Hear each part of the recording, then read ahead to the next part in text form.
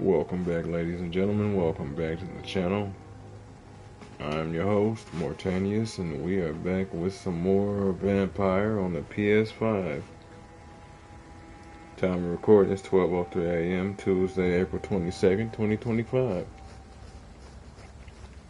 Sorry about the lack of content over the weekend, folks. Was having some technical difficulties, ranging from weird Wi-Fi spots to outright being unable to connect to Twitch. But here we are once again, children. When we last left off, we had finally begun to work our way through, well, through this mysterious East End, getting to know quite a few new folks. They actually ended the episode on meeting a young man named Rufus. Seemed like a pretty interesting kid. We'll have to see where that storyline goes. Still got a ways to go before we get to Sean Hampton. But if you folks like what you see and want to see more of me, give me a like, follow, subscribe here on YouTube or both. Drop a comment, check out some of the other playlists, share around some of the other playlists, bang the bell. Follow the links from my Twitch to get to my YouTube. Follow the links from my YouTube to get to my Twitch.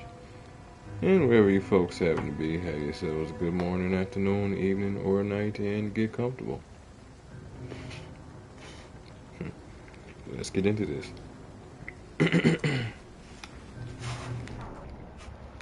I have no idea why it dropped me here, even though we ended on a conversation and then a subsequent save in that area. Maybe they didn't want things to happen without me being present. There are things that do take place.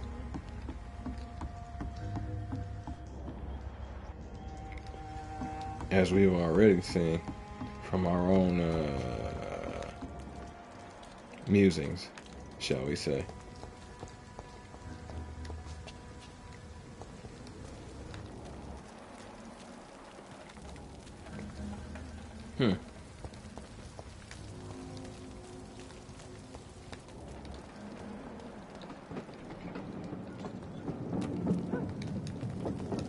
So I can't use my powers. So there are more people around. Okay. I'm like, where?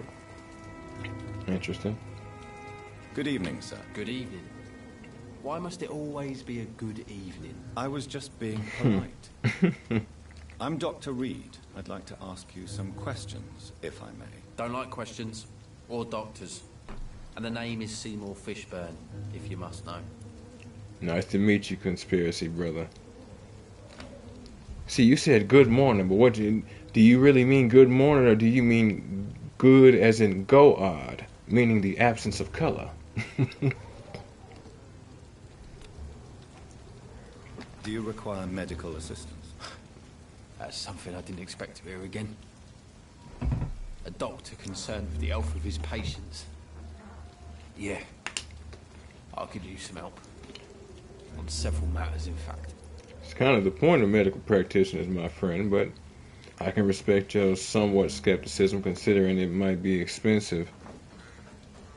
I don't know which kind of doctor you're used to dealing with. Yeah, man. But it's a doctor's purpose to heal people. And is it your purpose as well, Mr. Reed? I would say it's a convenient way for gaining people's trust. Two things can't be true at the same time. I see no issue there. And apparently, your recovering status does neither. Apparently, your hand didn't either when it chose to take said medication. But I guess we'll ignore those details, won't we?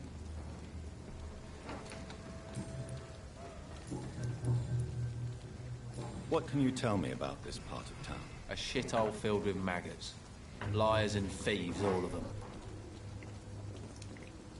When you get an assessment about an area like that, you can 8 times out of 10 trust that it's a pretty good assessment, whether it should be or shouldn't be, or at least the closest to accurate you might get.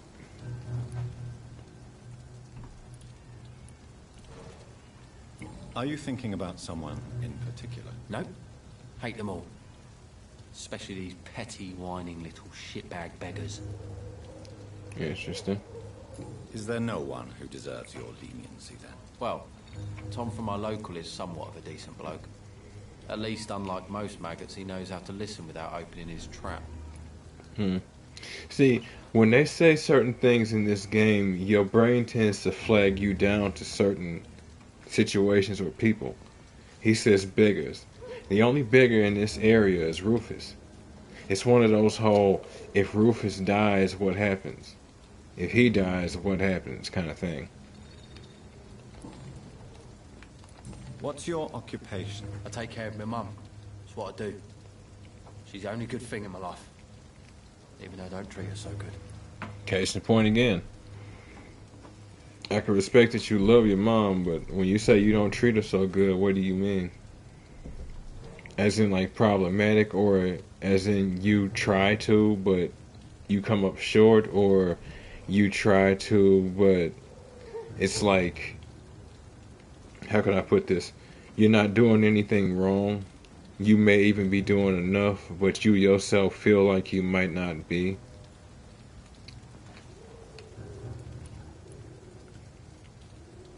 You seem upset. Is something bothering you? I lost the necklace I bought her. I'm a fucking idiot. A worthless idiot. Interesting. See if I can find that.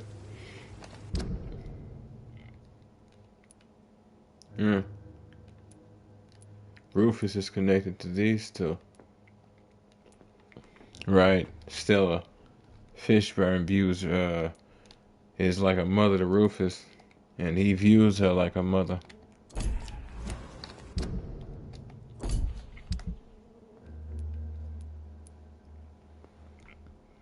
Retrieve the necklace lost by Seymour Fishburne. Sometimes it's hard to be a good son. I Yes, just it wanted is. to smile. No, I was thankful for her patience, appreciated like... God knows she deserves it. I can respect that.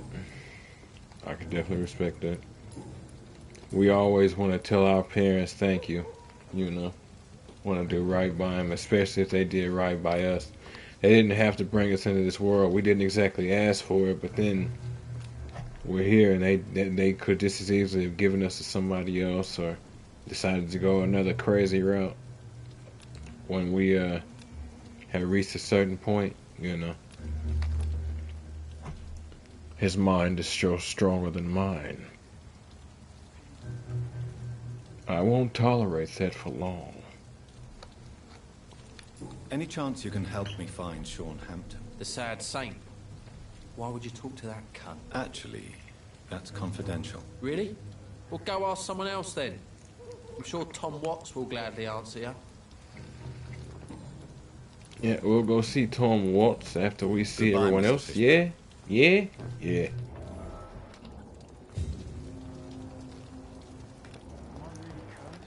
Rufus. Explains so much.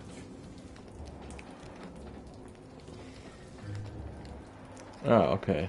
Still a Fishburne is over there. Where is he?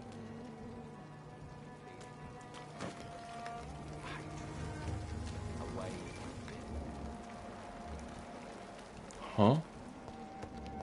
He just trying to get into people's houses? Or is that where he stay?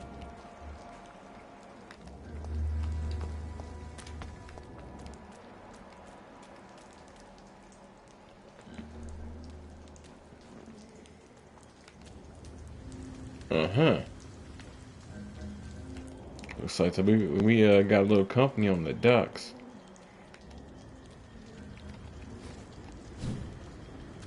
I don't know why it made me back up. This is a slaughterhouse. Well.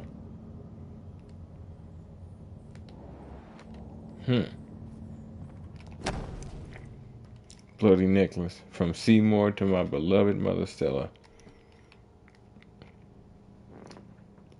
So...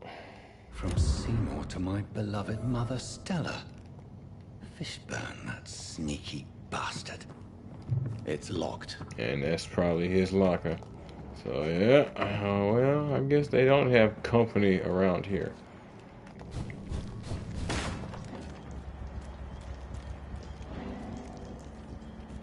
That's kind of irksome. It wants me upstairs. But it won't let me move faster.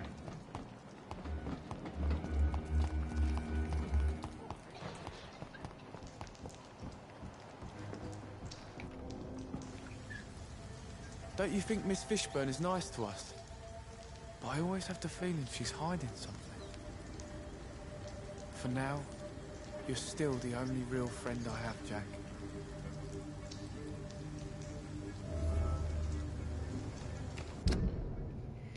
We all need something to keep us sane. But, Rufus' old friend is a rat. That's a shame. I need to try not to eat that one. God, I hope they actually don't let you eat that one. That one might actually be the 41st citizen, no joke. Because there's supposed to be 40 citizens across the entire game. That might actually be citizen number 41. I don't know if I want to come at him about it. Evening, Rufus. But at the same time, Evening, Mr. Reed. it's one of those, I'd rather you do better for yourself. But considering what's wrong with his head, and considering the time, he might not have the opportunity to. Surviving quite literally might be the best thing he's got. So his rat might literally be the best thing he's got, other than the fish burns. How come you consider it your only friend? I found Jack when he was a baby, alone amongst dead rats. I mean, it's tragic, but there it is. Poison, probably. He was the weakest, but he survived. Just like me with my parents. Like you and your parents? When I was 8, my parents died in a car accident. Rumour says I didn't get a scratch. Huh. Rufus's parents died when he was a child. You don't remember the accident? No. I was little back then. It's been a blurry mess and very quiet in my head ever since. Interesting. Potential, not entirely, but 51st dates kind of situation. Or something else might have been knocked loose. I have no idea about high-level neuropsychology or anything like that. It's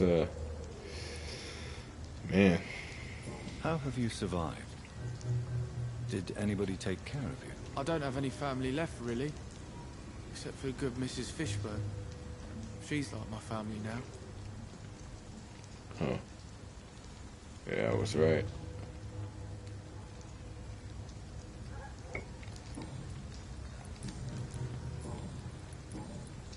So long, Rufus. Be careful. Take care.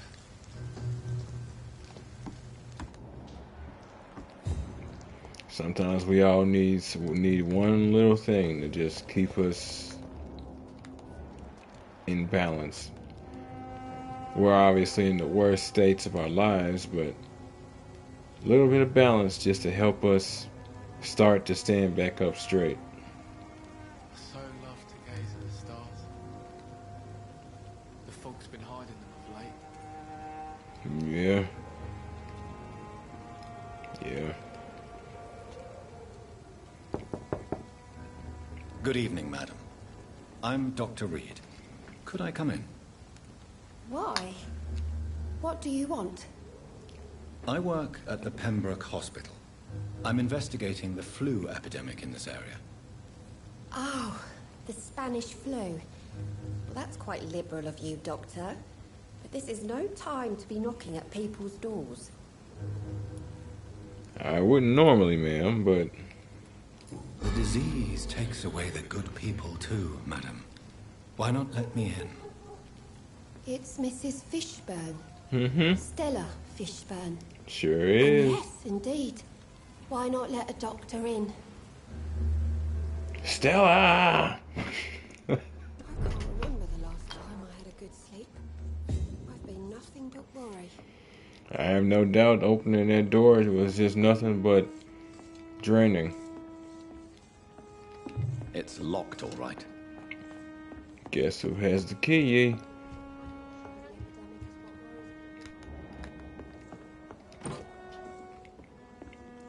Stella? You don't mind, I'm gonna take your things and rummage around through your stuff, okay, sweetie? Okay.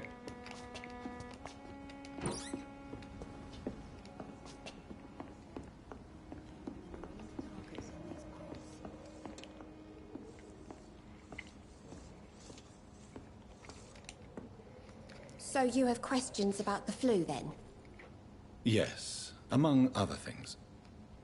Forgive my rudeness at the door. It's just my son doesn't like strangers coming in the house. Oh, well, they will not allow me to do anything else about this angle, will they?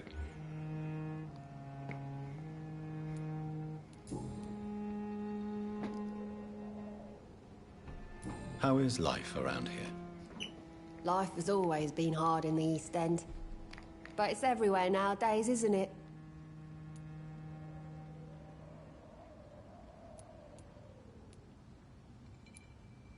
Violence has always fed on poverty, don't you think?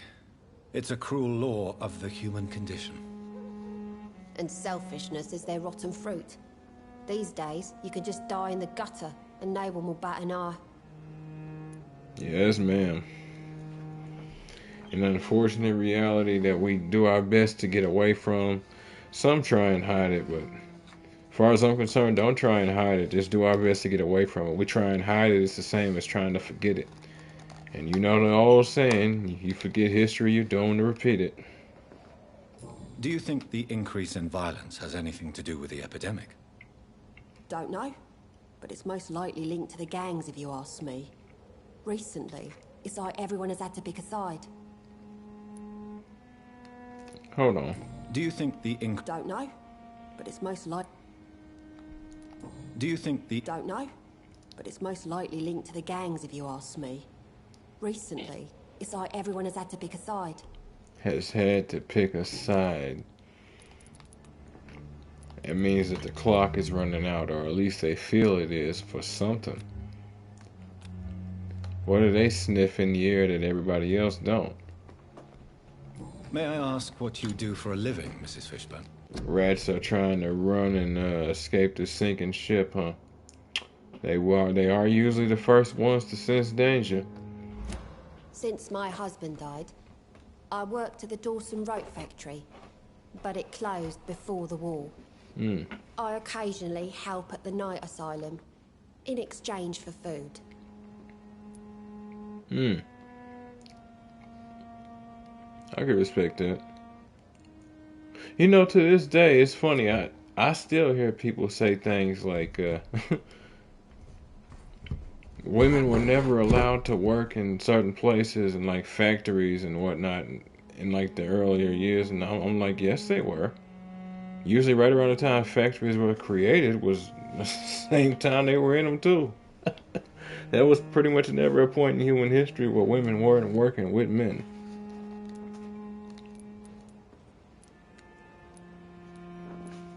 There were obviously boundaries on both sides, but some of those are much, some of those are fine.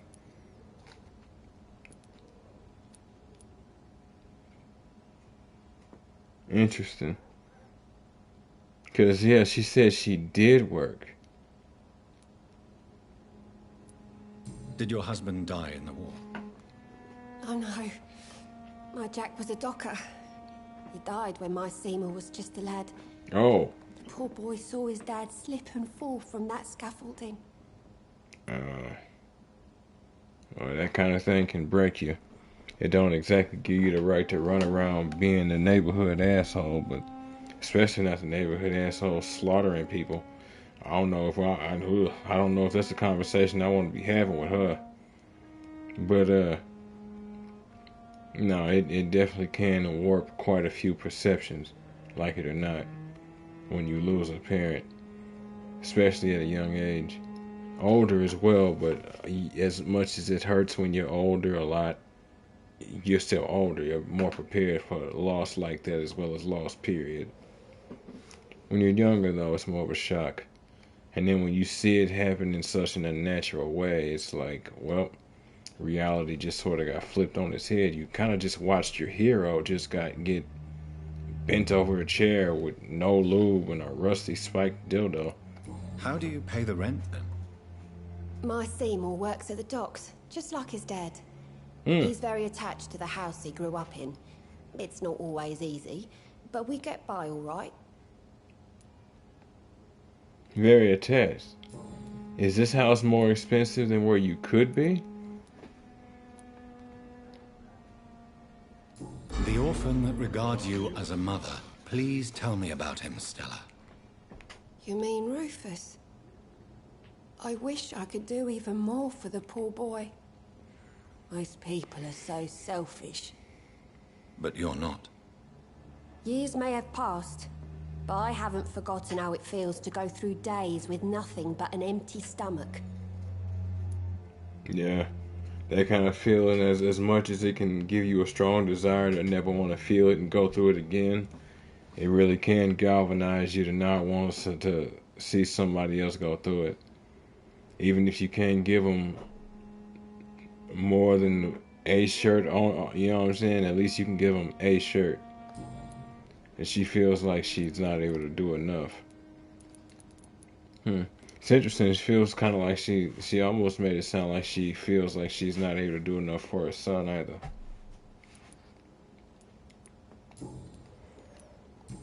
While him losing his father at such an age will make it harder for him to understand the necessities of who he is and what he has in terms of choice, certain responsibilities, so on and so forth, it's not surprising that he'd actually have a few problems around here.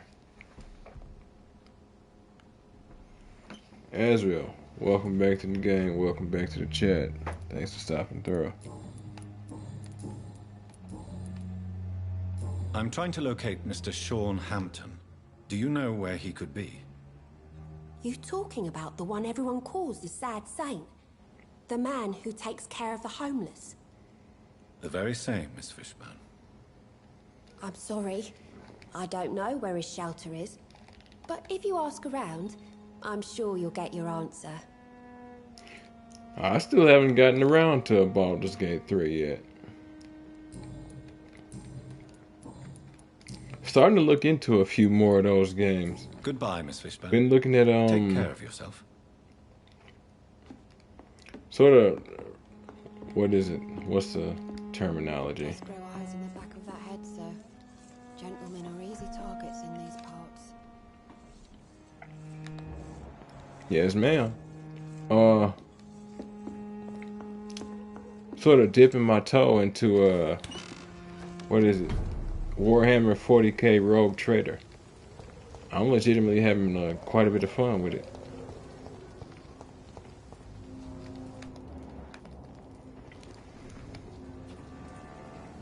Evening, Rufus. Evening, Mr. Reed. 12 new subclasses, huh?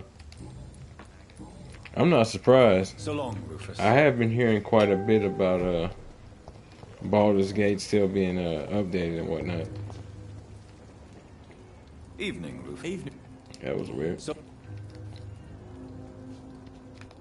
Oh, okay. I guess I need Good to evening, single Mr. you Fishburne. out. Yeah. I guess I was still locked into Rufus.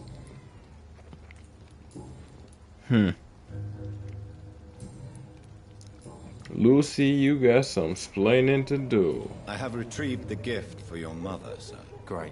Oh, Lord. Give it here then and take this for your trouble. I also found the corpses. The ones under which you left the necklace, Mr. Fishburne. Ah, so that's where I left it. I can be a bit stupid sometimes. Yeah, you really can be. So much so it makes me wonder why it is you, would actually do something like this and think it's just some simple wipe your hands and walk away kind of situation. You're gonna need to explain a couple of things to me there, guy. Seymour is a habitual murderer. Oh, well. We're just throwing labels around like that, huh? Sometimes I like when this game does that. And to an extent, it's like, well, that's a little judgy.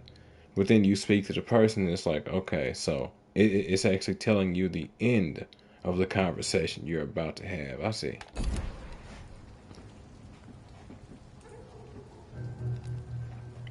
As a man of science, I'd like to try to understand why you killed those people. Why does there need to be a reason? They were just there. It happened. That's all. You're not a mindless animal, Seymour. Surely you have something to say about these murders. Speak up and I will listen without judgment. Could be right, Dr. Reed. Maybe it'll do some good to confide in a gentleman like you. You being educated and all. Yes, I have heard about the Oblivion remaster. It has my attention. Breton was always my favorite class. It's funny though, I always end up making a sort of Breton stealth archer mage something or other who on occasion used swords and shields.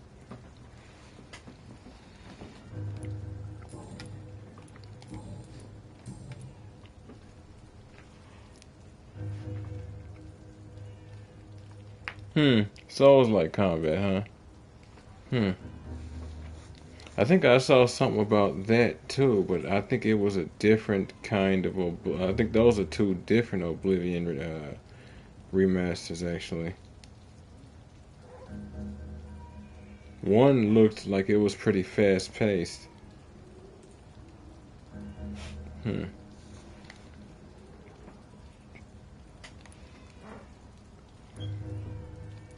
Tell me about your victims, Seymour.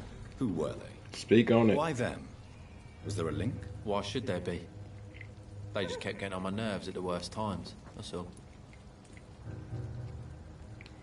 So you're just in your feelings a lot, and that's why you did it, huh? How many? How many victims? It's not like I keep records. It happens when it happens.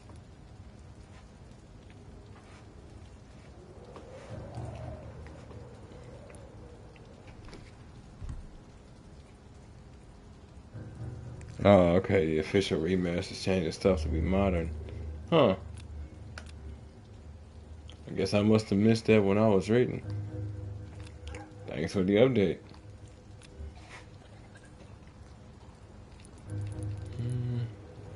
This dude is... He isn't sociopathic. But he is, extremely... How can I put this? He has an extremely short fuse. But it's less rage and more like... It's not that I hate you or I want you dead. I just want you to not be alive anymore. And somehow he thinks he's, I don't know, innocent, I guess. The only reason I'm not eating you effectively is your mama. I'm gonna tell you right now. You feel nothing, do you? No empathy for your victims at all? You seem pretty calm yourself, don't you? We're not talking about me. Is that right? Well, our calm's the only thing we have in common then. Interesting. Who do you think you're talking to? Legitimately. Is he able to tell I'm a vampire, or at least in some way, shape, and form closer to a killer? Maybe. If that's the case, then he's steeped in this hard. Did you take pleasure in killing them, Seymour? All those people, all those lives extinguished. I take no pleasure from it. Just gives me peace. Yeah. Stills the anger. For a time. Yeah.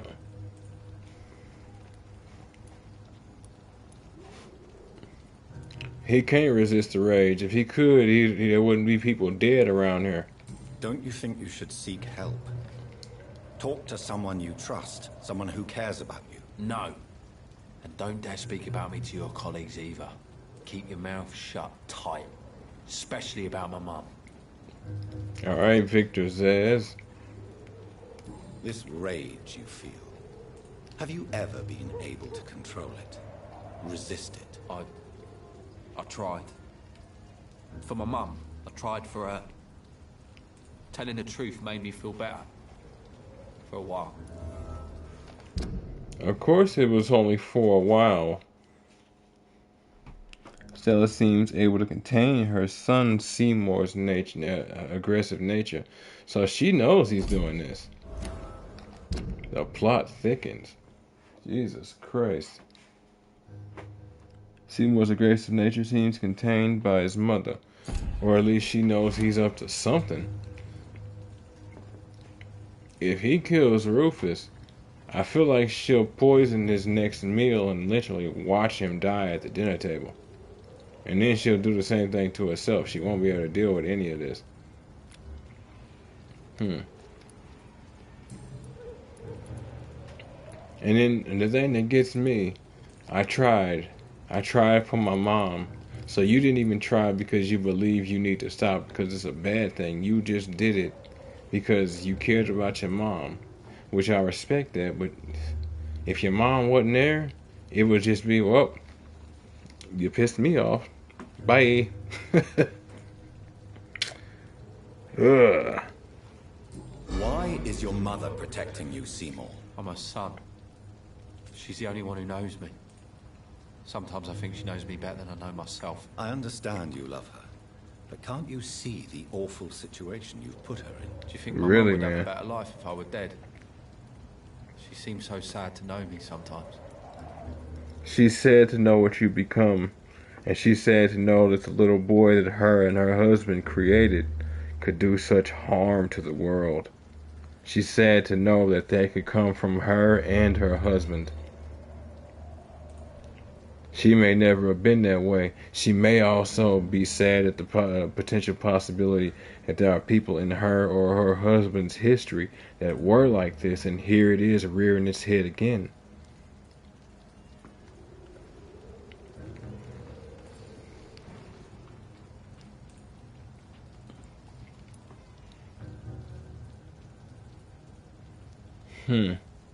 It's not an appropriate answer.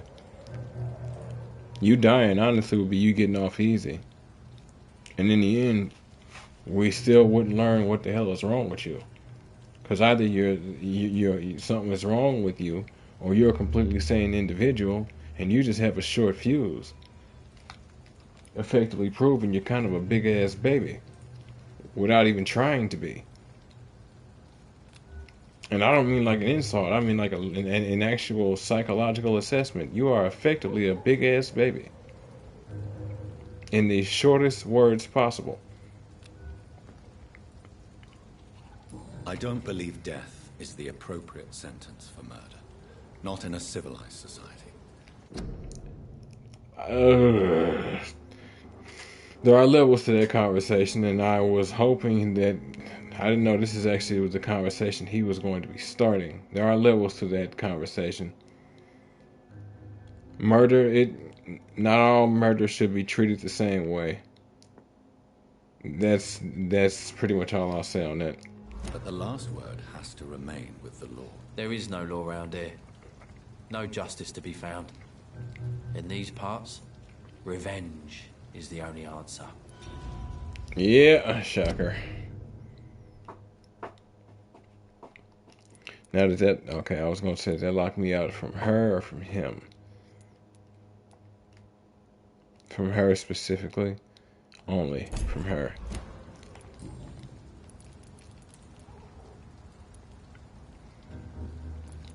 I could have said I understand her dilemma, but I don't know if that would have even mattered.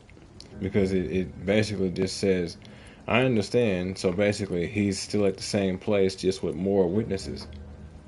Nothing changes for him. He just has more witnesses. People who might need to catch the knife. I guess I could have said he could have died.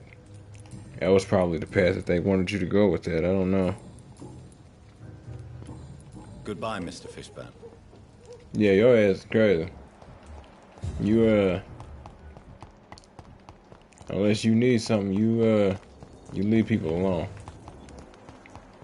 I'll be watching you.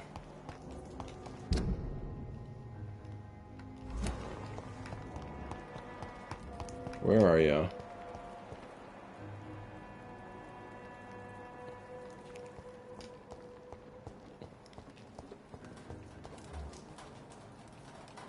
Where are y'all?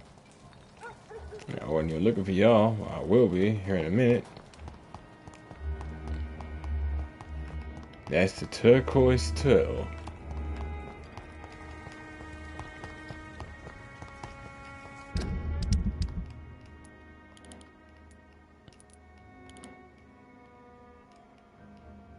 Oh, okay, I'm tripping.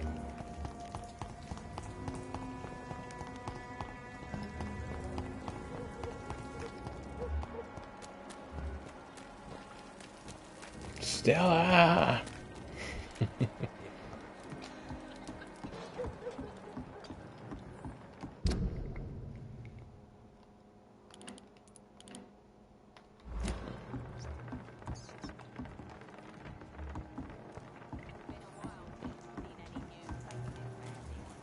Yeah, been a while since you've seen any new faces around here. Yeah.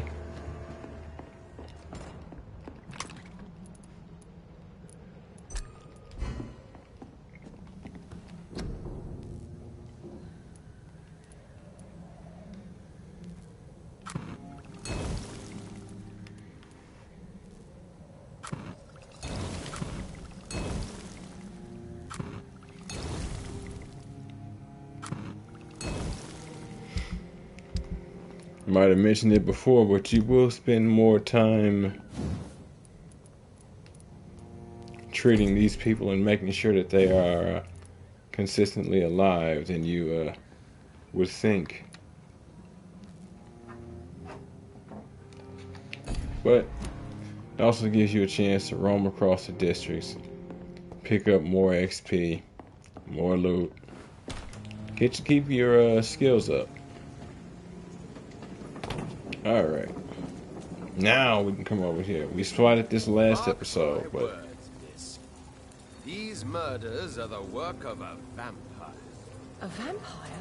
Whatever do you mean? I'm a tracker of these creatures.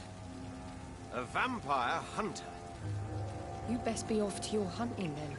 For if the sewer dog is back, and hunting all these poor folk, he needs a catching. A sewer dog? What's it look like? It's an old story. A monster with daggers for teeth and icy claws. He comes of a sudden, nighttime, claiming innocence, then vanishes. Teeth, claws, murders by night? Your sewer dog is my business. He's the kind of prey I hunt, milady. Interesting. If this sewer dog is real. Not a drop of blood left in his body. This is the work of a vampire. Okay. Whether or not the sewer dog is real, vampire got him. Good evening, sir. Have you witnessed any suspicious activity or strange events recently? And what do you define as a strange event? More to the point, who are you? My name is Ichabod Throgmorton, vampire hunter extraordinaire and warden of the East End. A vampire hunter? Really? I know what you're thinking. I'm just another lunatic howling at the moon, but I'm not. The bloodsuckers exist, and they're close. Mr. Throgmorton, I'm Dr. Jonathan Reed. I'd like to hear more about these vampires you're hunting. A man of science? Well, I'll be glad to enlighten you. Interesting. Oh no, my friend, we believe in vampires. Interesting. Either his mind is too strong to be controlled, or his mind is too weak for me to expand out enough to deal with, therefore making him too much of a problem. Interesting. Either way, not a simple nut to crack.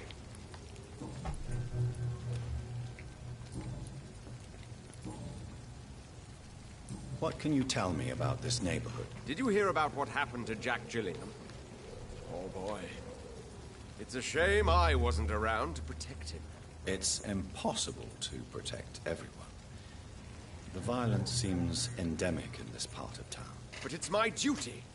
I am convinced Jack Gillingham was killed by a vampire.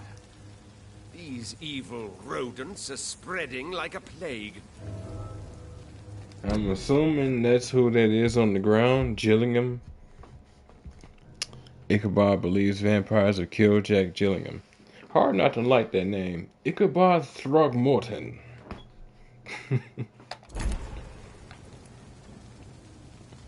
So, how exactly are you protecting these people?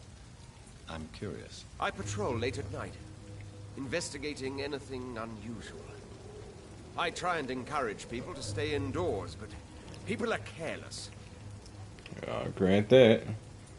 All good rules and on unusual nights, particularly nights where there seems to be a pandemic epidemic roaming the streets, actually killing people. Not to mention the epidemic running the hallways and the streets and the houses and the walls and the ceilings. Yeah. Can I help in any way? Actually, yes. I plan to put up posters to alert the population to the vampire threat. Are you asking me to paste posters about vampires around the docks? If you wouldn't mind. If you did that, then I can focus on my patrols. Interesting. Let's see what his details are that he wants me to be posting. He may not necessarily be legit, but he may be on to a few breadcrumbs. How do you identify a vampire? It's simple, really. They can't stand daylight. They're afraid of garlic and holy symbols. They also cannot enter a house without being invited. Have you ever killed one of these creatures? Yourself, I mean. Of course I have. What kind of question is that? It's a dirty business, believe me. Interesting. Sounds like he's full of it, but it's hard to say. First vampire story is considered to have come out in 1819. Interesting. This game takes place in 1918, and the name of the book is considered to be The Vampyr, Vampyre. This game is only missing the E. Written by John Polidori. Published in 1819. My point is, by that point, he could have known about vampires potentially not being able to enter houses, sunlight, and all of that.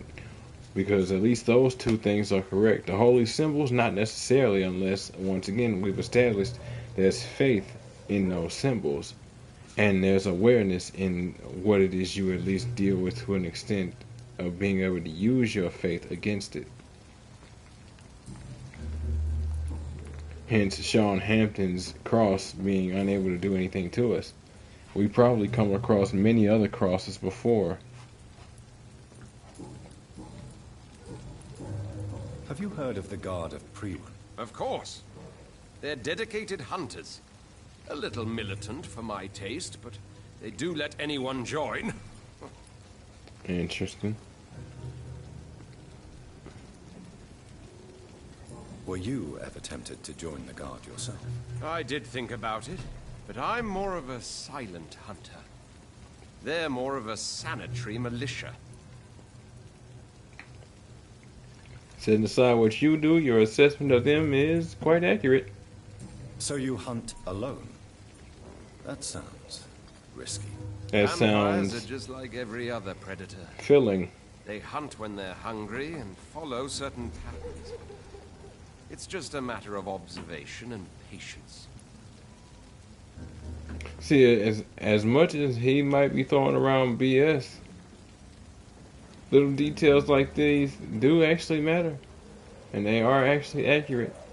it's one of those, he might not know what he's talking about. He might think he does, but he might not. But he may have been given legit information. Enough to at least keep him alive up to this point. I'm looking for Sean Hampton. Can you help me, Mr. Throgmorton? The sad saint? He should be at his night asylum at this hour. But I cannot tell you how to find it, sorry. Really? Why is that? It's nothing personal, Doctor. I'm sure your intentions are good, but people who sleep there, they have plenty of reasons to hide. See, here's the thing. I know full well where we can go and how to get the information. I mean, the place to get the information is right in there. The only reason I'm doing this is just to see how what everybody says, to pick their brains. He just proved he has new information about this exact subject, despite the fact of not being willing to tell us where. Maybe at least you can tell me who could help me find him. Tell you what, go and chat with Tom Watts. He's a bartender and good judge of character. If he talks to you, then it's fine by me. And there it is. I could make you tell me, but I respect your refusal. You really believe Sean is a saint, don't you? All I will say is this. Gossip has it that when he was a child, he was molested. By a priest of all people. Funny thing is, though, it only strengthened his faith. Some people with things like that do. It's very unfortunate things like that happen. Especially when it comes to some religious sects. Not all of them do. But quite a few have a bunch of weirdos. It begs the question, were they always weirdos, or was it something that cropped up later, or what? Sean got molested by a priest when he was a child.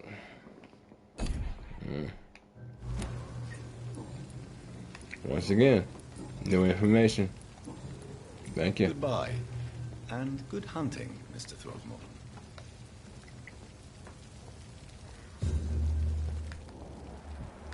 Should have offered a drink. Tommy boy. Be he cursed or not, he's just another lost orphan. You remember me.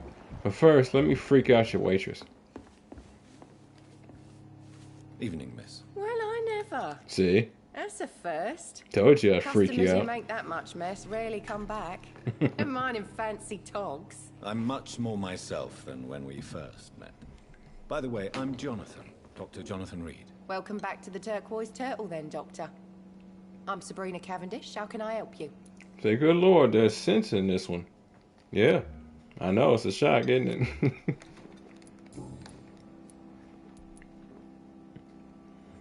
This place seems, how shall I put it, very colorful. I'm sure it has plenty of stories to tell. We get people of all sorts here. It's that rare place in the docks where you can have a drink without being murdered. Huh. At least it's not happened yet. Yeah, I can respect that. That port in the storm, that place where everybody feels safe at. So it makes you wonder, let's say Tom Watts dies. Does the place close down? Do the people roam the streets now? That would be interesting. There are so many ways to play this game. So many ways to play back through it. It honestly makes you want to have a new playthrough for each and every person that you don't kill. Like, you have a playthrough for not killing, a playthrough for each and every person you then kill. So that's at least 41 playthroughs, because there's 40 civilians in this game, 40 people you can kill in this game. So 40 separate playthroughs. Then you need to do playthroughs of interactions of what if he's dead and she's dead, or what if Sean's dead or something. It's like Darius Petrescu's dead or something, or what if Albie's son joins the Wet Boot Boys because he died, but then Edwina's also dead. Like.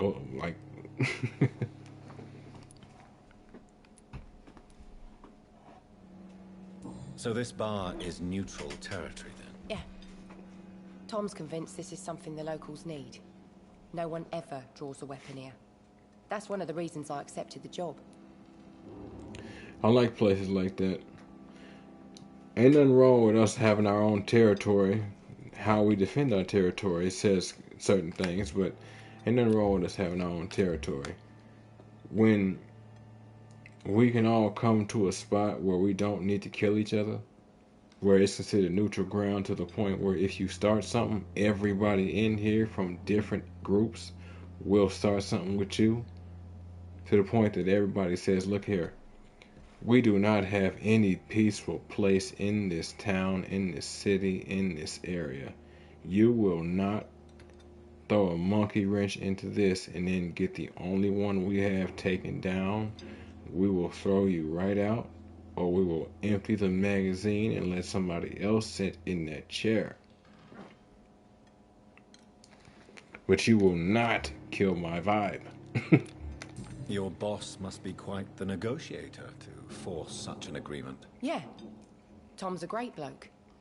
Mr. Hampton, who runs the night asylum, he's the only other man that's able to keep peace around here. It's not surprising considering that a lot of people do seem to want to protect Sean.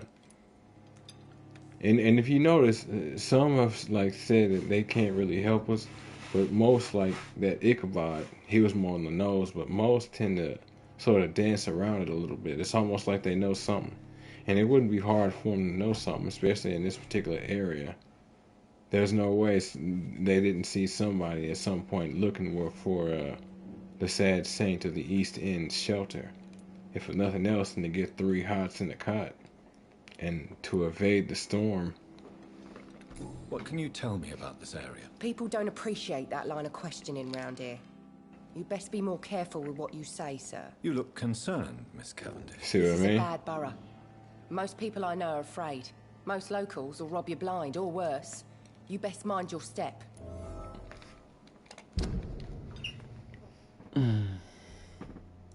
Sabrina believes the docks are dangerous and feels unsafe there. Interesting.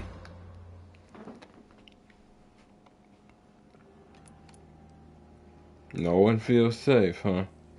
So you and your friends all feel in danger? No exceptions? Tom's the only exception I've come across until now.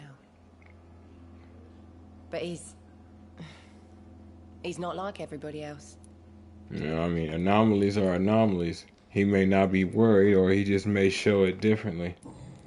But as simple as this, if he wasn't worried, he wouldn't have given people a port in the storm. It doesn't mean he doesn't care, it just means he cares differently. Doesn't mean he's not shaken, it just means he's shaken differently. Excuse my curiosity, but where exactly are you from, Miss Cavendish? Something bothering you? What, my name? Or my complexion? More that I can't pin any of it down. I don't particularly care so much as curiosity. I don't know why you assume I would take issue, but you know. Believe me, I never judge someone on their place of birth or the color of their skin. If that's true, you'd be one of the few not to make fun of me. Just you, Tom, Dyson, Miss Fishburne, and of course Mr. Hampton. I mean, people are people. You might come from somewhere different. That don't mean that you are less of a person just because you do. That way of thinking has never really made any sense for the human race. We used it in some places and it was idiotic.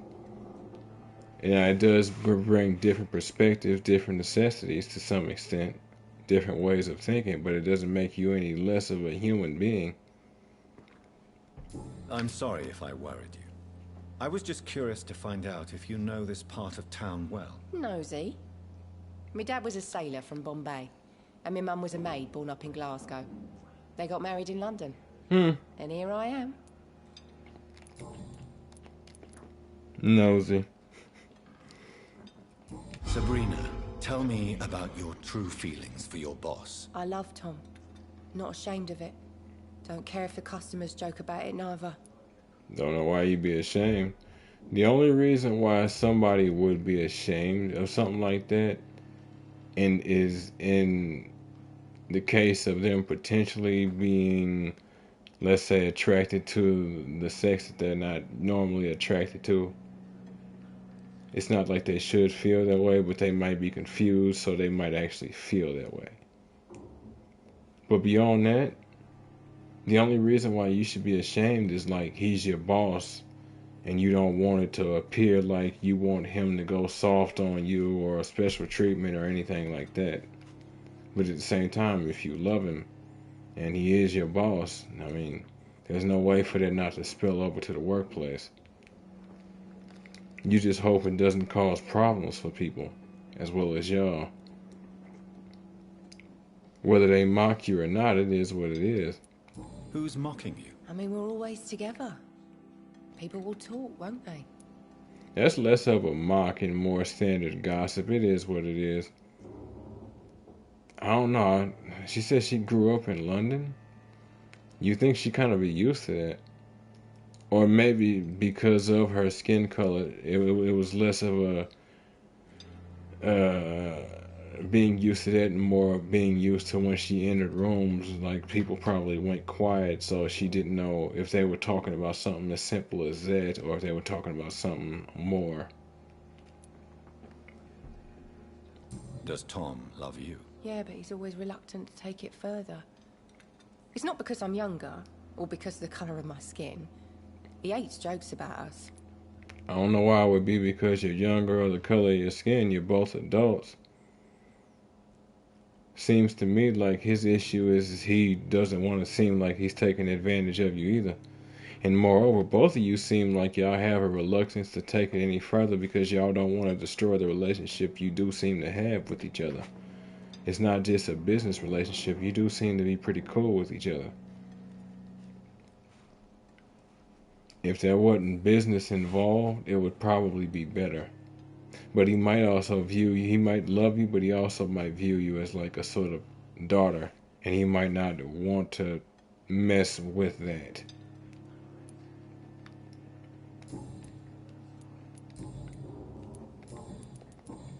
After a while, a lot of the times we tend to get protective when it comes to the women in our lives. Goodbye, Miss Cavendish. Whether we do or don't want a romantic or sexual relationship with them, we do tend to get protective. Be he cursed or not, he's just another. But here's the thing. If that's something y'all want, then you better say something, because you know how it go. The longer you take, the more of an opportunity somebody might pop up and say something else. Times like these are good. If he doesn't want to take it any further, it might be because, as I said, he might respect y'all's current relationship and might not want to destroy that if something does go wrong, or if one of y'all decides to back out of this. As much as you say you want him to say something, you also want to say something and should say something, as well as he should say something, and it could very easily end up, well, here comes cold feet, and now y'all are awkward around here. And then this one right here, being drunk as hell, the first thing he's gonna say is, so, what happened between you two? Y'all do it? Good evening, sir. Whatever. Don't you recognize me? We met a few nights ago. Don't take it personally. I spent a lot of energy forgetting what I did the night before. Yes, you had definitely drunk too much then as well. I'm Dr. Jonathan Reed. I'm Dyson Delaney. I'll try to remember you. This time. And it ain't like that's how he'd want to be. He's just drunk, so he'd be blunt. He'd just be straight up. Inebriation aside, do you need medical help? Yes. I feel sicker than usual these days. I got you. Take this, then. And perhaps you could try to slow down the alcohol intake, too. Yeah, I'm on. Hey, Doc, you don't really want me to stop the only remedy I can afford. Depends on why you consider it a remedy. We all need a little bit of liquid courage and a little bit of liquid poison from time to time. Ease a headache or some emotional pain. But if you decide to let yourself get lost in that bottle, you will never get out. One bottle will become two, two will become 10, and 10 will become a lifestyle. What do you do for a living, Mr. Delaney? I drink. Yep. I drink in the morning and at noon. I drink at night. And then I drink some more. Right. So Don't you work at all? I'd love to, but I don't have the time. Didn't I tell you? Drink in the morning and at noon. I drink at night. So, what about breakfast? And what about second breakfast? Why do you drink so much? Maybe it's because I prefer dying slowly. Death can be so abrupt. Personally, I like to see mine coming at my own pace. You sound very sad, sir. That's because I am Doc. Right. I can respect it. Like I said, if you that deep into a bottle like that, there's no reason you do that because you like to. This is your way of suffocating your pain or your way of suffocating yourself. Punishment. Is there anything in particular that you like about The this drink? part of town? Except for the cheap drinks, I mean. How dare you say such a thing? I love this neighborhood. So friendly. So joyful. He might actually be serious. He's drunk, so he might not be able to put all of the proper inflection and emotion into that. But that being said, Why are you so cynical? Cynicism is the polite way to express despair, Doctor. this is not incorrect. No reason at all to rejoice, then? Life is hopeless and then we die, is that it? Let me tell you a story. Sure. All right. Go on. A few years ago, when I believed a resolute man could change things around here for good, a tragedy occurred nearby. What kind of tragedy? It was a bomb. A bomb that exploded and killed many people. Metal and blood everywhere. Shouts, fire, broken window of the shoe shop, the torn streetlight. You lost people you loved that day, didn't you? I've lost everything. But you know what the worst part is? I don't even remember where it happened. I've drunk so much to forget it, and now I can't remember where it was. I can't pay my homage to the dead. I'm sorry, Mr. Delaney. It's okay. If you ever find the place, just leave a flower for me there. Even if you tell me where it is. I'm not sure I'd memorize it. He wanted to run away from the pain, and now he's horrified at the fact that he actually succeeded in doing it. Is there anything in particular that you like about And now he drinks sort of as a punishment for that exact fact. this part of town? Except for the... How dare you? No reason at all to rejoice, then? Life is hopeless and then we... Let me tell... That was weird. Oh, what? It was... You... I'm... Still lit up. Okay.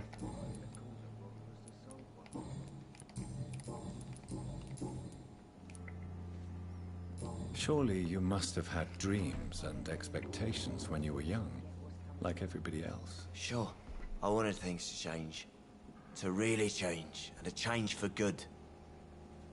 The bigger the dream, the harder the fall. Yeah.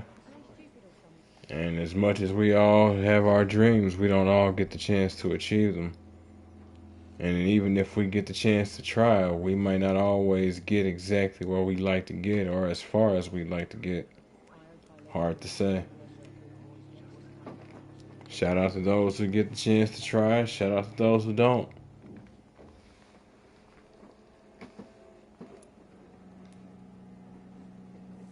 Sounds like you were an idealist, which is honorable. No, sir. I was an anarchist and I believe that exclusive property is a robbery in nature. Damn. I wanted a new world to rise from the ashes, Dr. Reed. Dyson was an impassioned and radical anarchist when younger.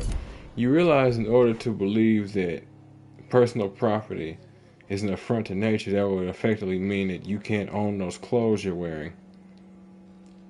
Or not even your own beard, because it's still personal property. And people sell hair for fake random like toys and weird crap, as well as like wigs and like implants and all of that. You're, I don't think you thought that through. You can't own your shoes. You can't own your socks. You can't own any gift anyone gives you. I've heard that logic before. It is extremely weird to me. You shouldn't own the object you pay for. It's one thing to rent something. I can respect that. I'm renting. If I'm renting to own, I am renting to own, meaning it becomes mine. Not some systems, and I'm not renting some license unless I'm still renting, in which case I'm renting, so I know what's up.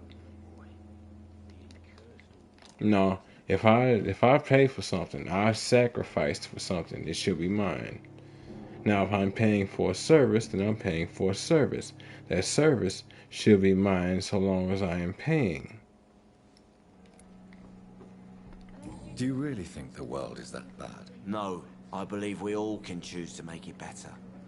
But most of us are too weak, too corrupt and too guilty. I failed for sure, but others will come. This is true, but in the end, every single step matters. It's unfortunate sometimes we have to take steps back, but so long as we're alive, we also get the chance to take steps forward.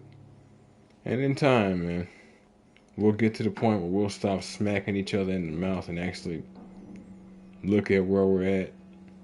Here's hoping that we do it in time before we decide to almost wipe ourselves out, if not permanently scar our world and who and what we are as a whole. I want to know more about your past as an anarchist, Dyson. I'm still an anarchist, Doctor, make no mistake. I just reject violence as a tool to change the world, unlike my comrades. It's an unfortunate reality, but there's some people need a bullet. Beyond that, I can respect your desire for there to not be any blood. If anything, there should be competitions for things like that, but then you just get people who cheat in the competition. Oh, this person seemed to have food poisoning somehow, some way, because they ate something that they've never eaten in 12 years because they're allergic now. It's like, what did you do? Oh, well, this person is dosing with this. Okay.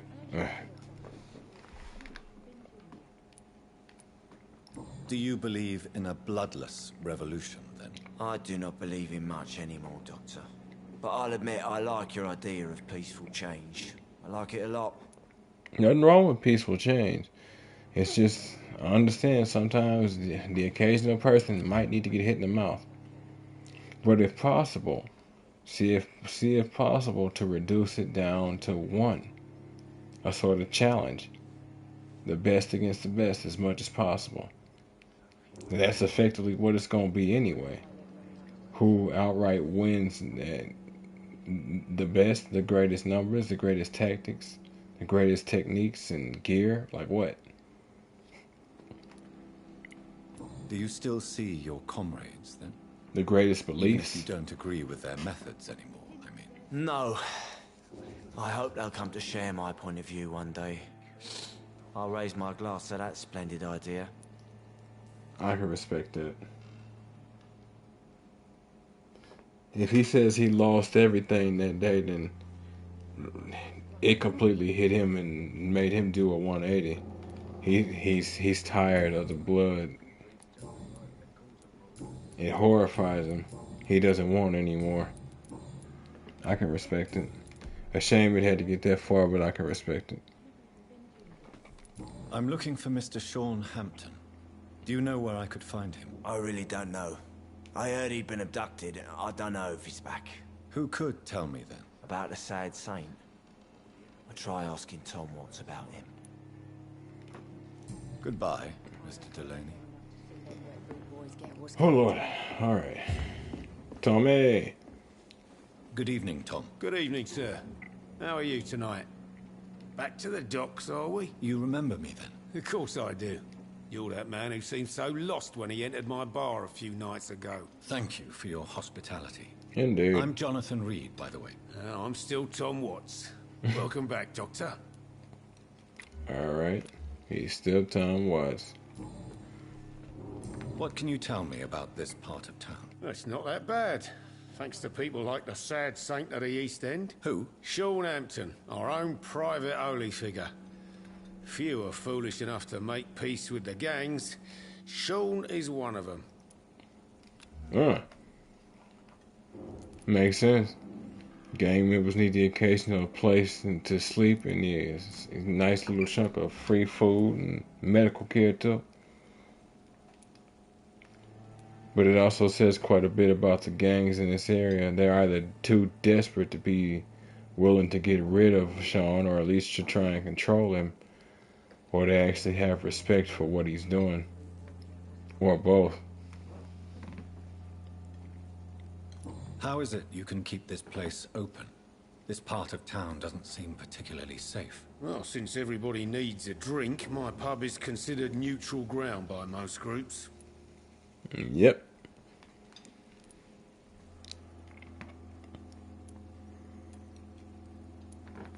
I see.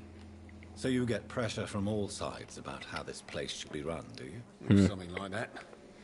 Nothing that a few wise words and a bottle of gin can't solve. Yes, sir. You're something of a figurehead around here. I'm only pouring alcohol for everyone to forget their troubles. Sean Hampton is the one giving them long-term hope. So Sean dies. Maybe the job falls to you. Food for thought. Since I'm here, is there anything I can do? Well, perhaps, Doctor. Peace partly depends on my stock of gin. With the epidemic, my supplies are running low. How could a physician help you in this matter? I have a small warehouse just past the quarantine line. Perhaps, with you being a doctor, you could go there and come back? Doctors aren't immune to disease, you know. Very well. Show me where it is. I'll see what I can do. Oh, thank you, sir. Here's the key to get in. You're about to save many dry throats. Yeah. It might actually help with some negotiations around here. Legit.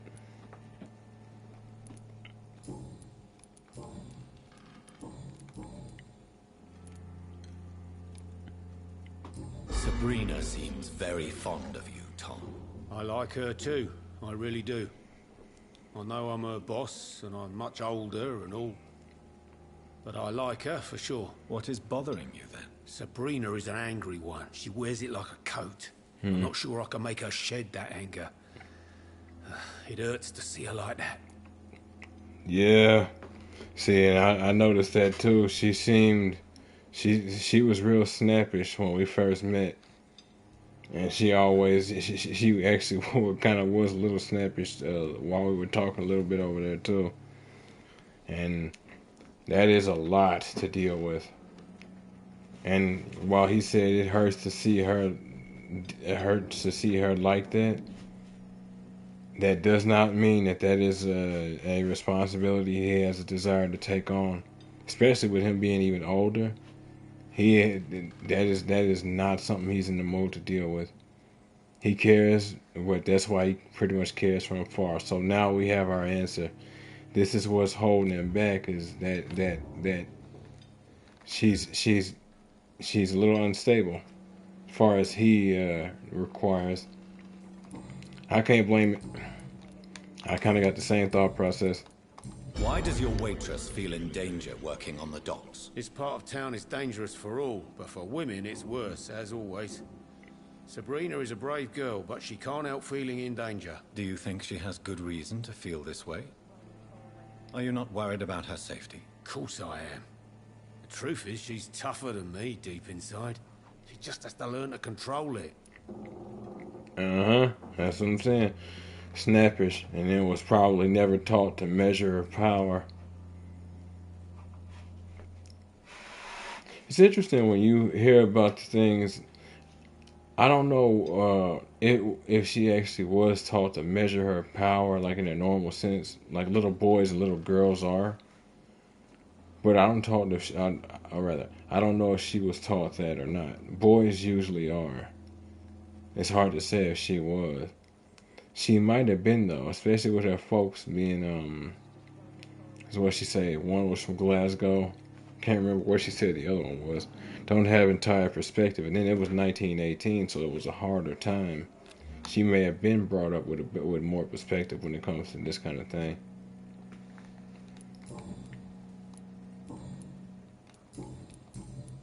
Can't actually say what the demographics were like in 1918 when it came to the safety for men and women out and about in the world, on the street and whatnot. So I'm not even gonna comment on that one. Tom, I need to find Sean Hampton as quickly as possible. I've been told you could help me. I heard the sad saint was recovering at Pembroke Hospital. Did he leave or something? He did. I believe he returned to his flock. Can you confirm that? Oh, I bet you're right. Sean can't help but worry about the poor and sick. Oh, I guess it has something to do with what happened to him as a baby. Please, tell me. Well, I don't like to gossip, but I heard that the sad saint was abandoned as a baby in front of a Catholic orphanage in Dublin. That would explain his faith and need to help everyone. It actually would. Abandoned and molested. Twice effectively shunned and disrespected. And defamed. Violated in two of the worst ways. Sean was abandoned in a Catholic orphanage when he was a baby. Oh, okay. And he was also raised Catholic because he was raised in an orphanage. That makes a lot of sense as well. Nothing wrong with that, but it does give other perspective. Tom, the important thing is I find him quickly. Why not try his night asylum? He takes care of those who need a meal or a roof there. Where is it? It's in an old warehouse, northwest of here. Just follow the bank to the west and go north when you reach the end of the pier. Good Lord. I forgot how big the East End is. I'm definitely going to have to retitle this episode. Are they stupid or something? I've never even been to India. Been to India? Oh. I'm like, been to India? What are you talking about? She's talking about people insulting her, I guess. Initially, when she said that, I was thinking about her parents, but I'm like... I think I'm losing my mind. I should just run as far away from this place as I can. If you do that, you better do that during the day, yeah. I'm telling you right now.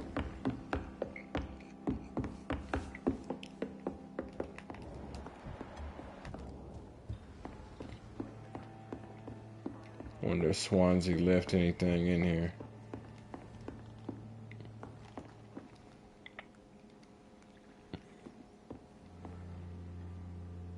I mean, nothing we can glean anything from so far. Hold up, what was that? I'll take those shillings. Thank you kindly. Thanks, Swansea.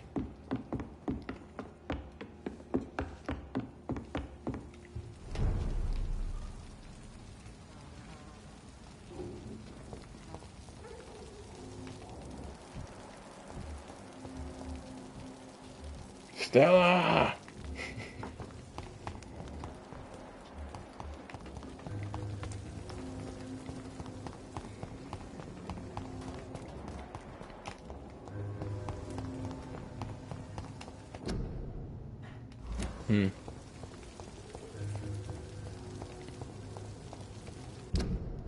Let me go ahead and actually mark his quest.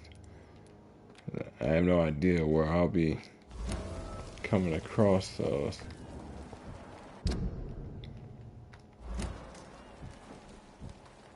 Oh, from the pile.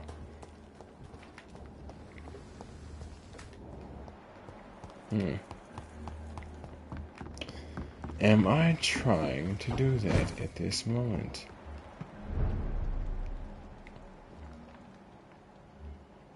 Large beast.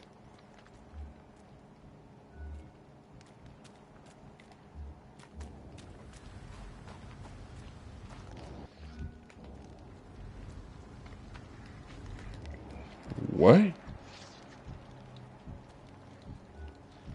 So it's just sitting there and y'all just sitting there.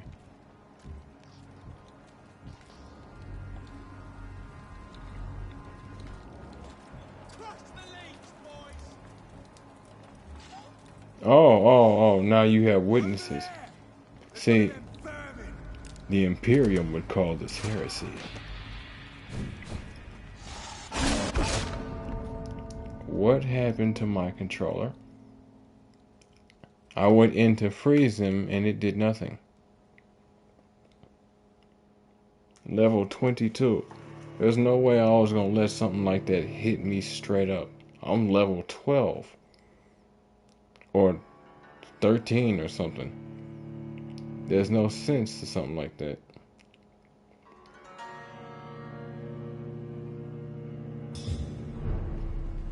Yeah, I forgot how big the East End was. There was so much more talking around there. Good Lord have mercy. One of them vermin. It's funny, I didn't even know I was like in the radius to be attacked. I was just sort of sitting there watching. I even set my controller down. I cannot enter.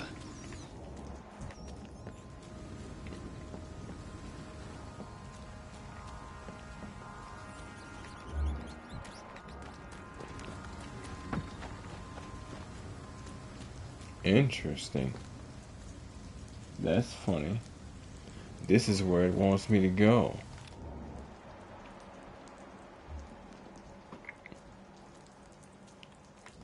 One moment.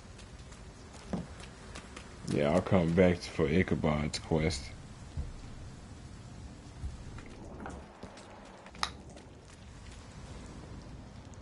Seems like the guard of Prewen is on Sean Hampton's trail too.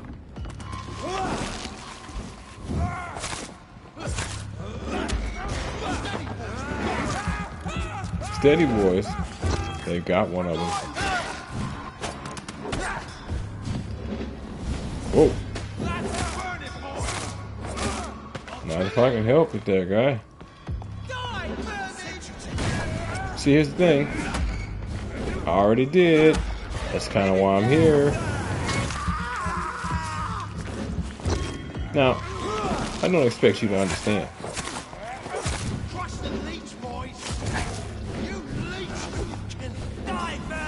I just expect you to make it worse.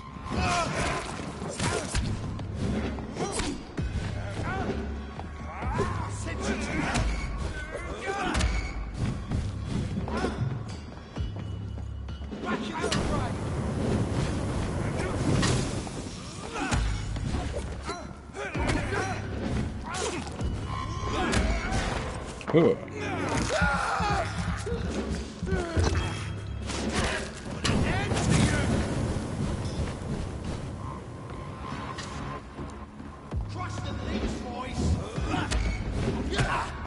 Okay. I actually let you get that in, huh?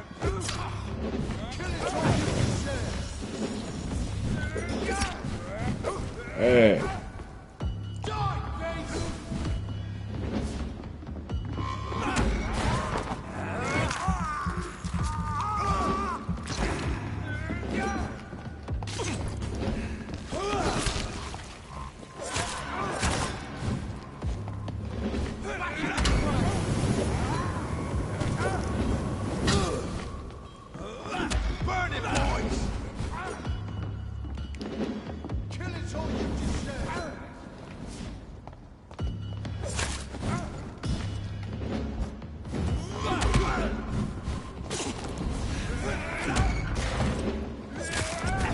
What the? Oh, okay.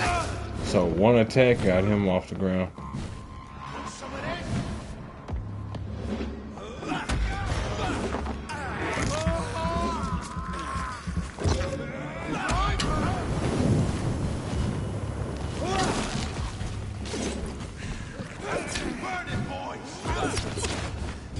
Whoa.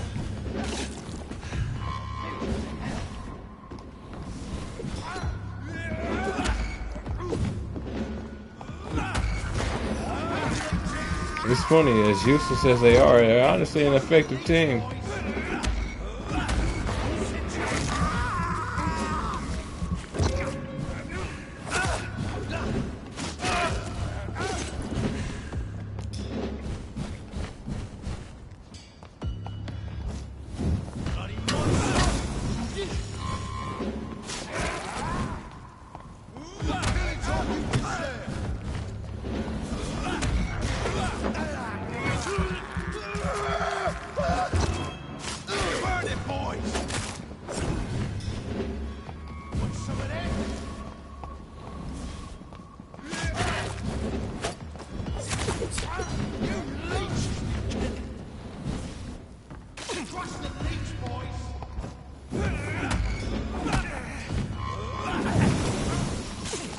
Huh.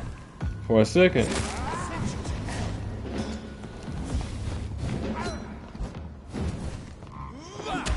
I thought he had caught one of his own people on fire. That was interesting.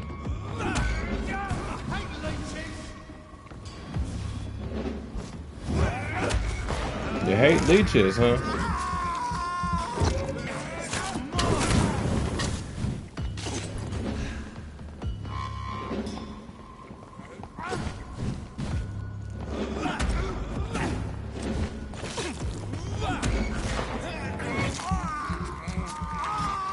Thanks for giving us this opportunity.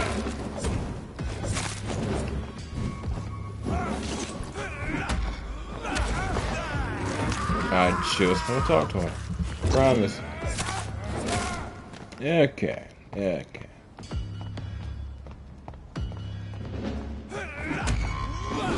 Nope. Yeah, I done figured you out now.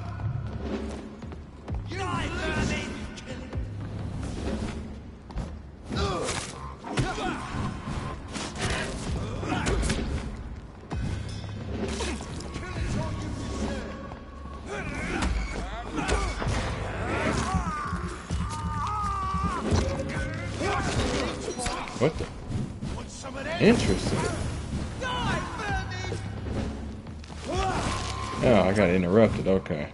That or while he was doing his ability, there was a resistance. Whoa. Not the time for moments like that.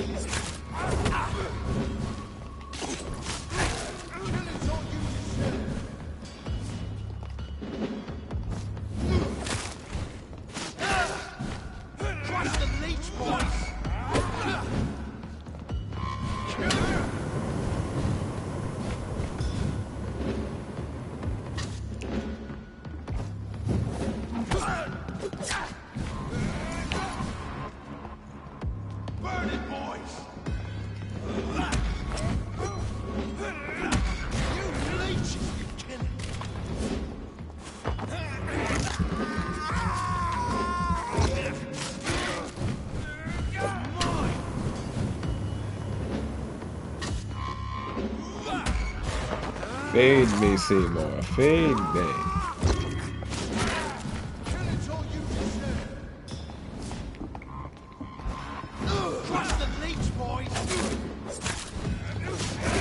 And put an end to you.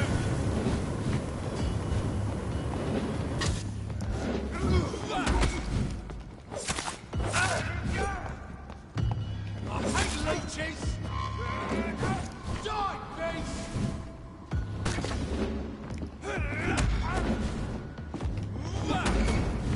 haha, good catch. You know you're gonna die, right?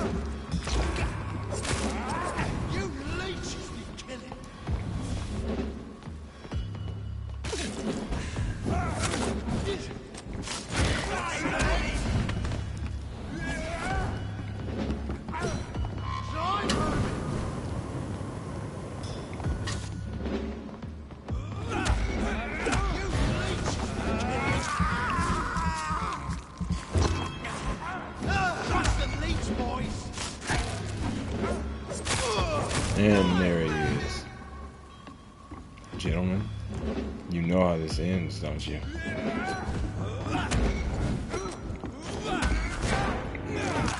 Painfully.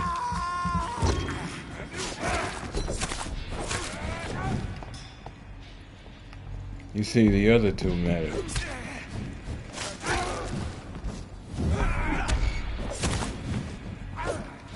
You two. Not so much.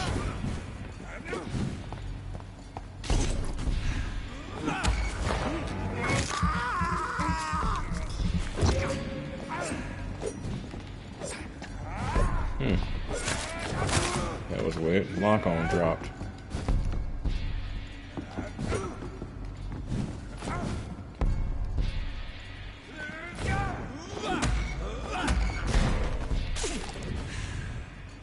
Let me borrow something real quick.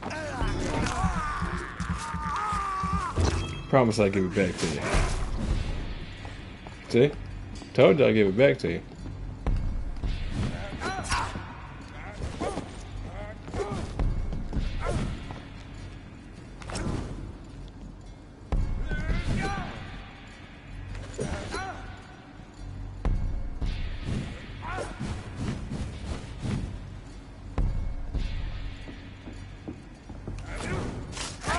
All right.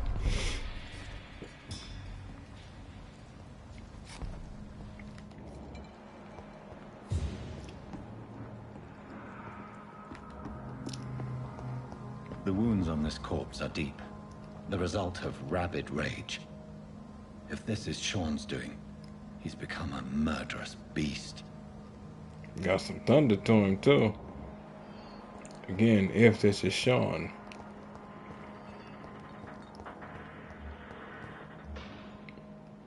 A blinker scowl. That's in the next area, but I don't know if that's in the next area where we're going. Oh no, next area beyond.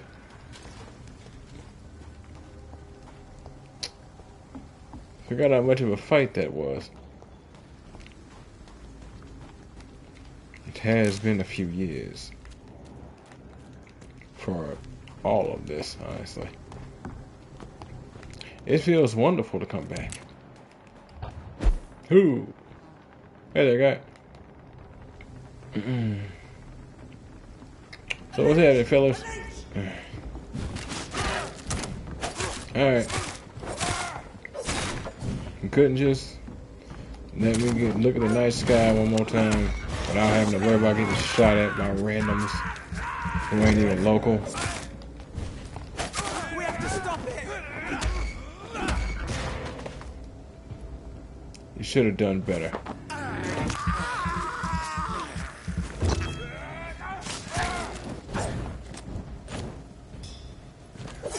You know you're gonna pay for that, right?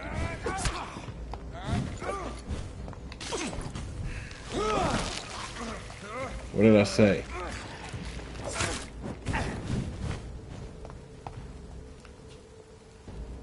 Oh no. No. No.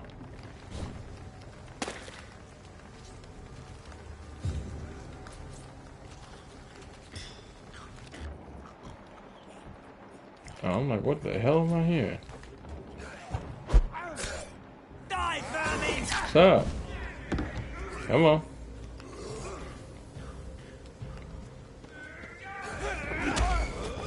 Well.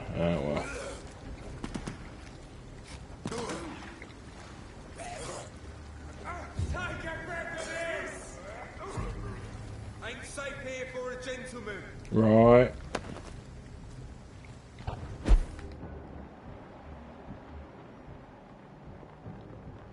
Thanks for the heads up, gentlemen. My hat's off to you.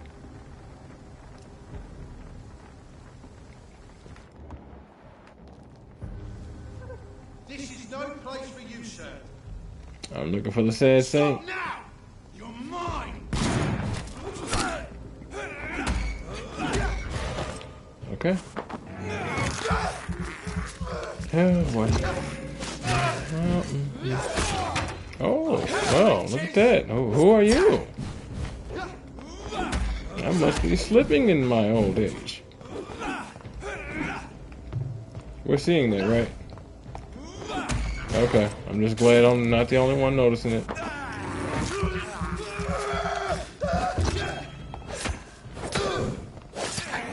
Oh.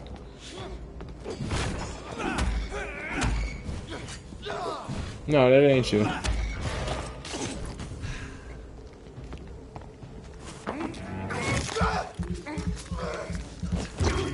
Hold up. Alright.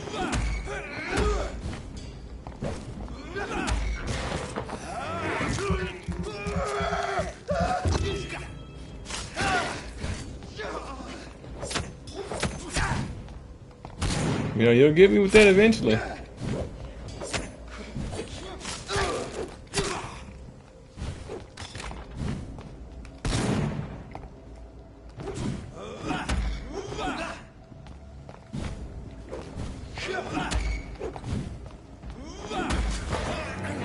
Goodbye there, guy. Catch you later.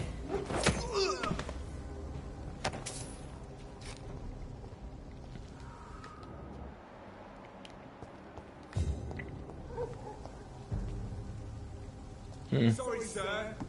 No admittance. Right. Go back home, idiot. I am.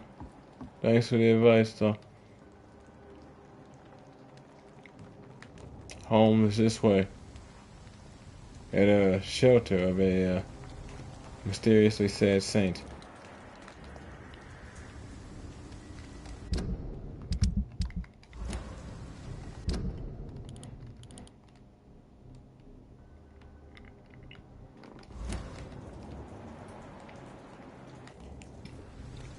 No idea why they call him said saint. One assumes he weeps for mankind. Or at least for his flock. But we'll have to see, won't we? I haven't run across a shelter area around here at all. Wait, am I just in here? I'm just in here. Jesus. What have we here? Little bit of both. Give me a minute, yeah?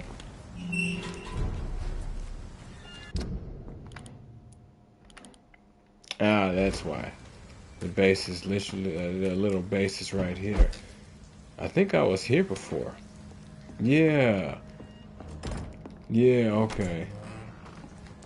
So this is that area that we had first found when we first got out of the warehouse at the beginning of the game.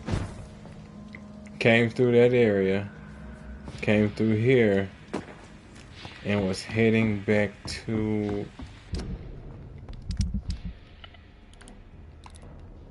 Yeah, we had to get to the Pembroke at that point. What's going on? Y'all don't want this. Keep it moving.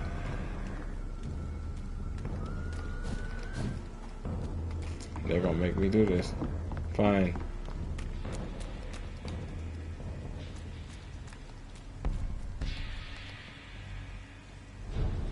What? I saw him in the distance coming down. I'm like, alright, come on. Now he's just sitting over there flailing.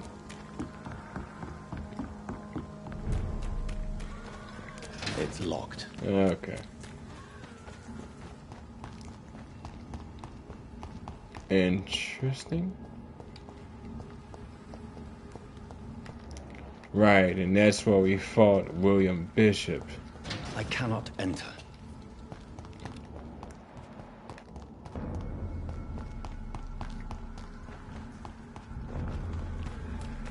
Yeah, first base was around here. What is going on? Oh. Yeah. Didn't know I could jump levels with that ability too, did you, children?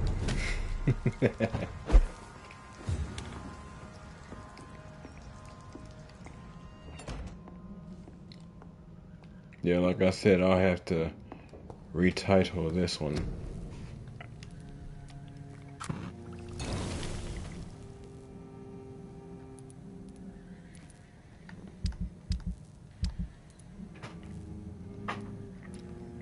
Got that pistol. Common pistol parabellum.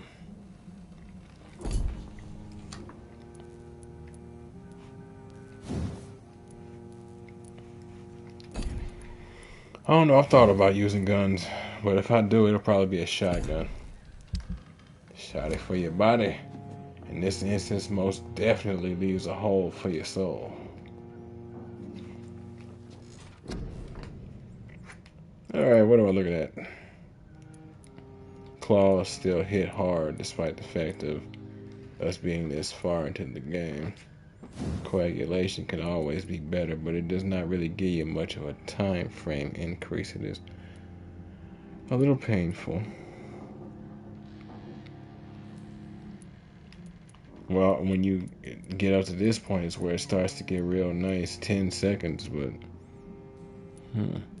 it stays at 3 seconds for the bottom one.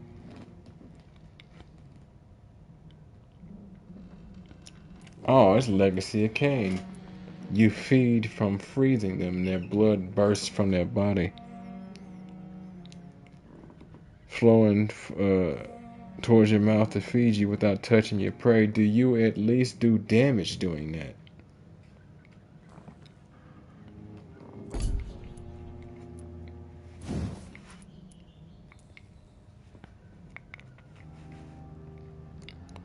You get blood from your claws, which that actually makes sense.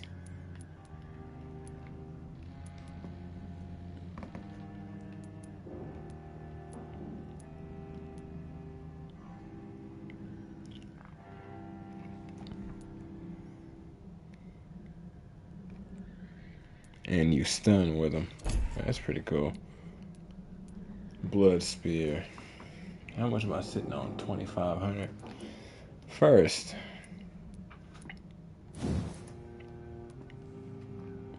I don't know if I'm doing that. That's kind of a lot.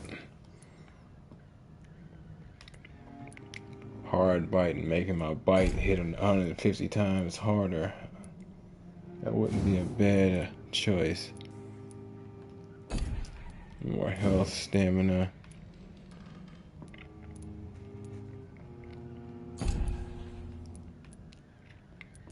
Regen. Not really concerned about regen. Ultimate. It is about time to pick up an ultimate, thinking about it. Rage. You lose control and let the beast take over for a short time. The beast teleports itself to all enemies around you and strikes them with furious blows. The beast, you say? I wonder if that's a legitimate term. Like in, apparently in the Vampire the Masquerade universe, the beast is the actual term that they use for their vampiric or animalistic nature that takes over. I'm checking something.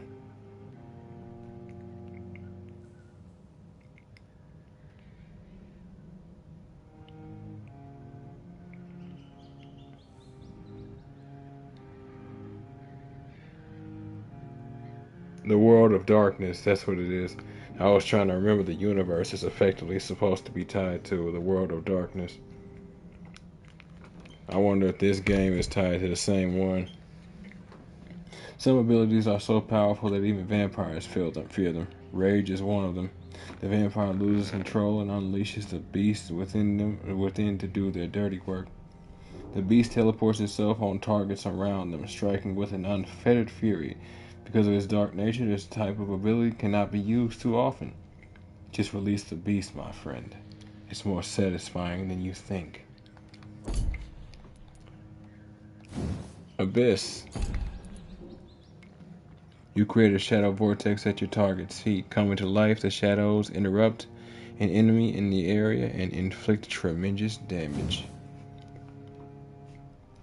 The vampire concentrates, summoning the shadows in their purest, darkest form. These shadows capture the vampire's prey and toys with it, like a cat with a mouse.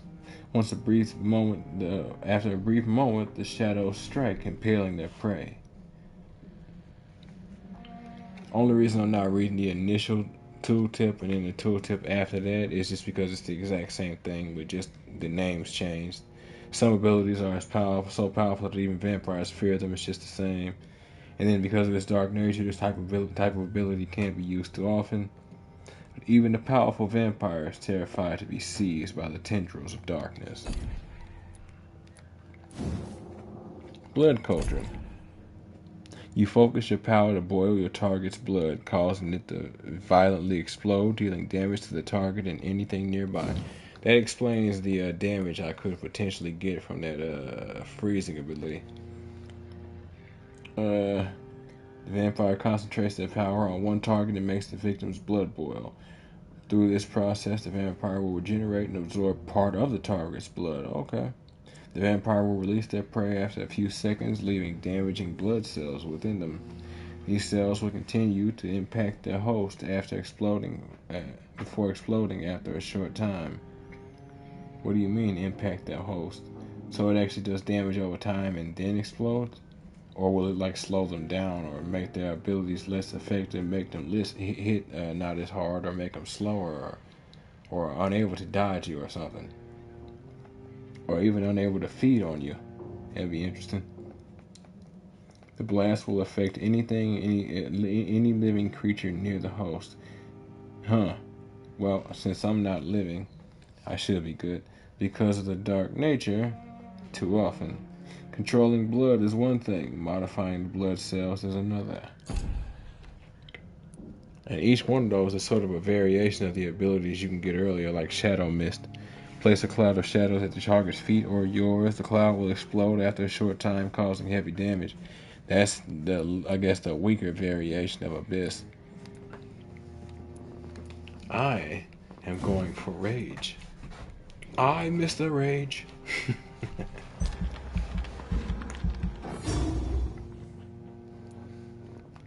Now, memory serves, you can only have one of these equipped at a time, so there that is.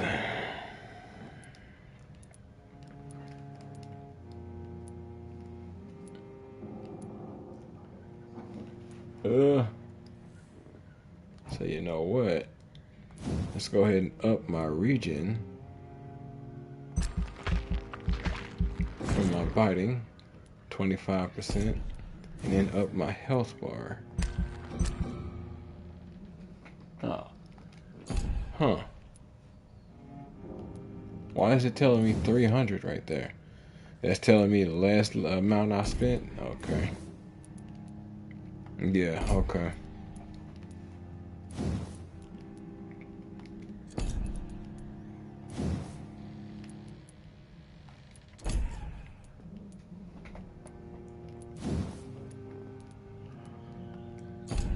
I guess I'm holding on to that.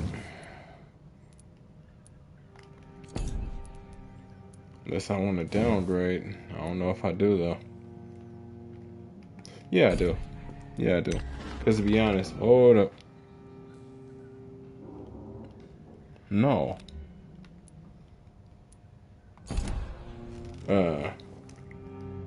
My regen is pretty fine. So I'll up my health and stamina after getting the ultimate, of course.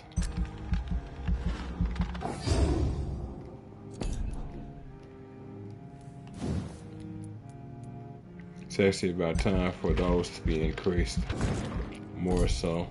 Regen is fine, and my regen is partly fine because I don't have a great deal of health to regen up to, so I don't really need a great deal of regen.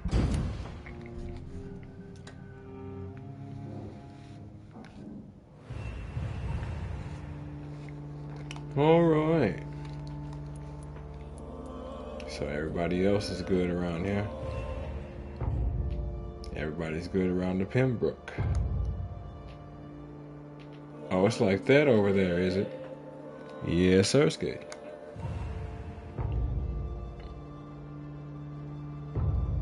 Right. Never did find you. Right, I had found the head meds, things like migraines and headaches, and I think that was something else, but I hadn't made my way back over there.